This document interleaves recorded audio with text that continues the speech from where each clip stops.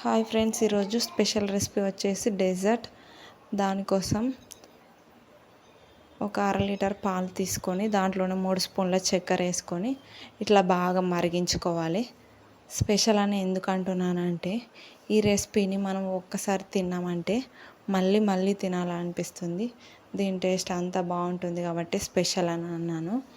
ఇలా మరుగుతున్న పాలలోకి 2 స్పూన్ల కస్టర్డ్ పౌడర్ను వేసుకోవాలి. ఇప్పుడు 2 స్పూన్ల కస్టర్డ్ పౌడర్ వేసుకోవడం కోసం ఒక గిన్నెలో 2 స్పూన్ల కస్టర్డ్ పౌడర్ వేసి నార్మల్ నీళ్ళతోటి కానీ లేకపోతే కాచి చల్లార్చిన పాలతోటి కానీ ఇలా మంచిగా కలుపుకొని మరుగుతున్న పాలలోకి పోసుకోవాలి.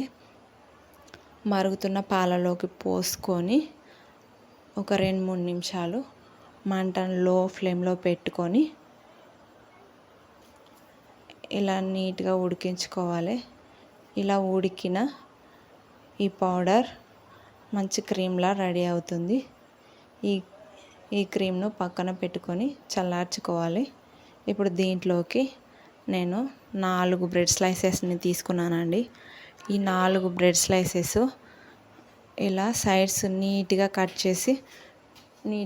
చేసి పక్కన పెట్టుకుంటున్నాను.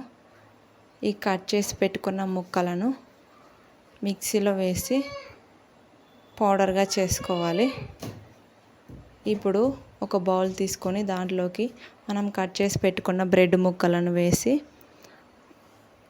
చల్లార్చుకున్న ఈ క్రీమ్ను ఒక లేయర్ కింద వేసుకొని తర్వాత మిగిలిన బ్రెడ్ ముక్కలను కూడా వేసుకొని మొత్తం క్రీమ్ను ఇలా పోసేసుకొని బ్రెడ్ ముక్కల పౌడర్ను దీని మీద వేసి మొత్తం